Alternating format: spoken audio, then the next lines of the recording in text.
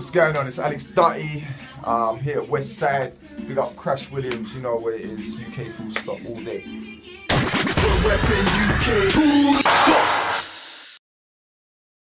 Once again, welcome to UK Full Stop, the greatest to the latest. How you feeling? Yeah, I'm feeling good. Feeling good. Good. We've had a good chat. We've been laughing in between songs and stuff. It's been good. Yeah, it's been jokes. Most definitely. So, okay, come a bit closer to the mic. Okay. Cool. We're gonna get your volume up just a little bit. My deep voice and that, you know? There we go. Yeah, it's cool. Yeah. It's all good. Right. So, sir, you know, we're just gonna kind of throw it right in there. For the people who don't know, who should know, who is Alex Dutty? Alex Dutty is a rapper.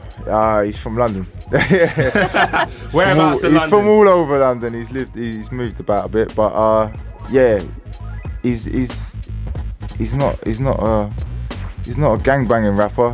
He's not a money talking rapper, but he's more of a forward-thinking kind of insightful rapper. Nice. I don't like the word. What's that word they Conscious. always use? Conscious. Yeah. I always think of Common.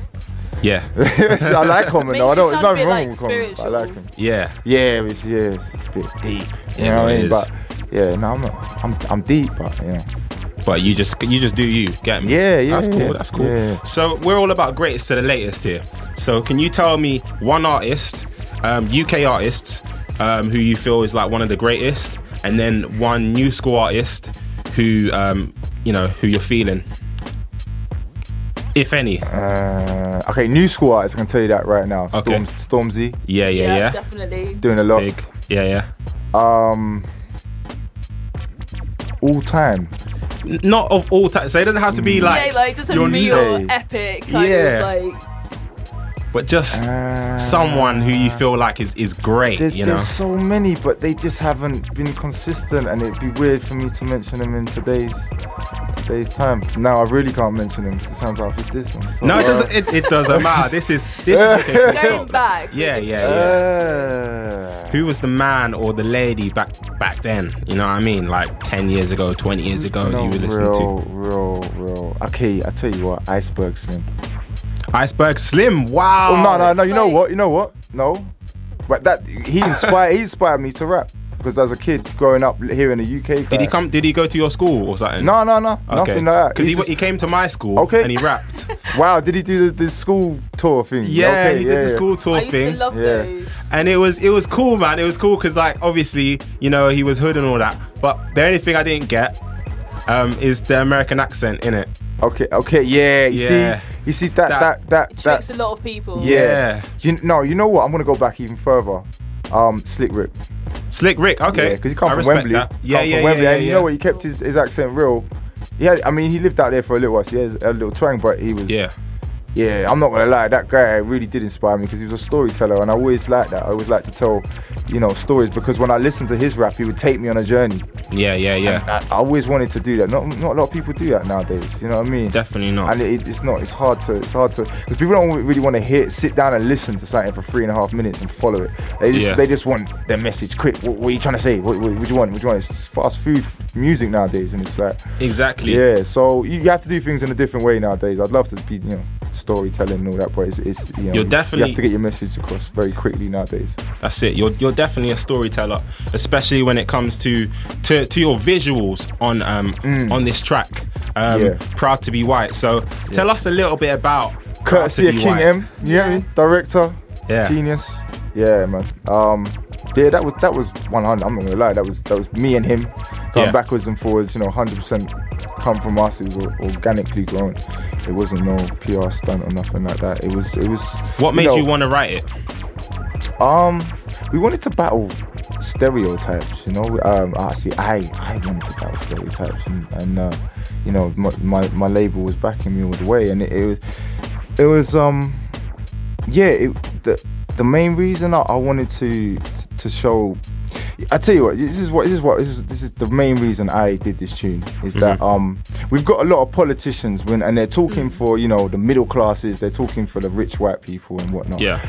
And you've got a lot of rappers talking for the black community, but who's talking for the white guy who lives in predominantly black areas or multicultural areas, and they're not amongst the majority, and they're still made to walk around like they're living the life of Riley, and they're going through the same stuff as everyone else around them, and it's like, okay, damn, it's like we're the only ones that can't complain. Like, obviously, when you have tracks like Black Boys, obviously them tracks kind of came around because of the oppression that, you know, black people have faced. And then obviously you have yourself, who, you know, is obviously surrounded around multiculturalism, but is a white rapper talking about being proud to be white. Do you feel like a lot of, you know, like reviews and this and that are kind of just jumping a bandwagon for the stigma? They're playing the easy cards, you know. It's very easy to just go, oh, I'm gonna stay on the safe side of the fence. You know, it's so easy to do that. No one wants to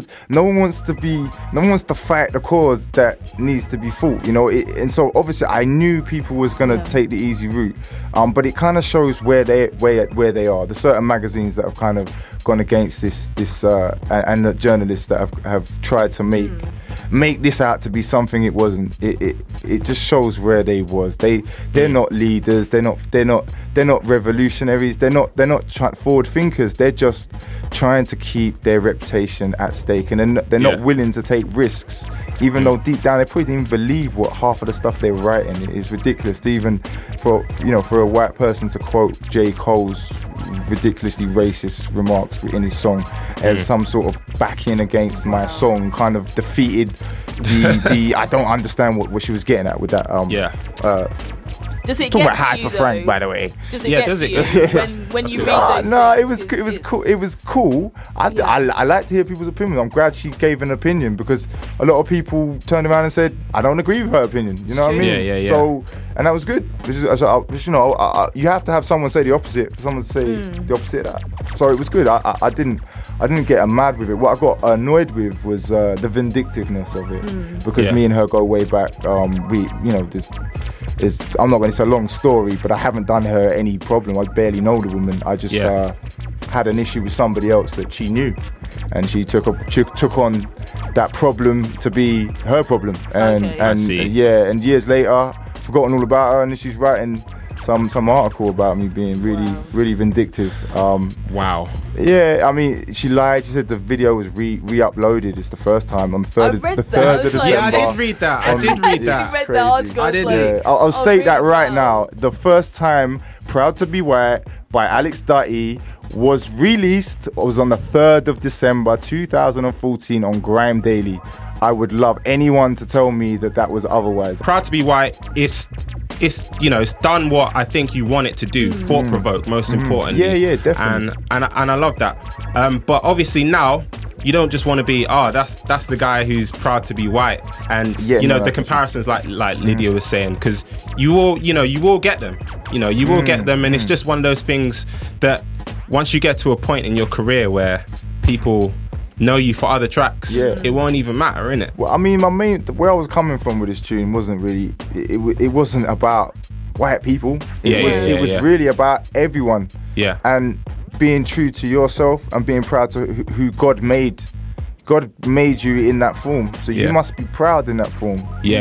At no point should you be made to feel shame for something that you wasn't accountable for, you haven't benefited from, you haven't, there are so many lines I could pick out right now, like from the track. Definitely, and it's not like you've kind of done it in a way where it's like blissful ignorance. You know what I mean? Like where you're not acknowledging the fact that I'm fully aware of the oppression in which many people have been held down for many years, and the systematic oppression. Black and white people united is a very strong force. In fact, all people, black, white, Asian, Pakistani, whatever, man, Puerto Rican. I love you all, man. It's all love. Okay, so this track, is it going to be on your up and coming album, Knockdown Ginger? Yeah. It will be on It's there. one of the tracks that's going to be on the new album. Brilliant. We've got 2 of them dropping on Tuesday as well, so keep posted for that. Midday Tuesday. Cool. Yeah. Look out for that. Type in Alex Dutty in YouTube. Midday Tuesday. You should see the new. Got 2 dropping at the same time. So okay. It's a lot, man. And lastly, if you could play Knockdown Ginger on anyone, preferably someone famous, so we want to know who would you play Knockdown David Ginger? Cameron, and I wouldn't run away. I'd stand there because I got things to talk to him about. This is UK Full Stop, playing the greatest to the latest in UK urban culture. Thursdays, 10 p.m. to midnight on West Side Radio.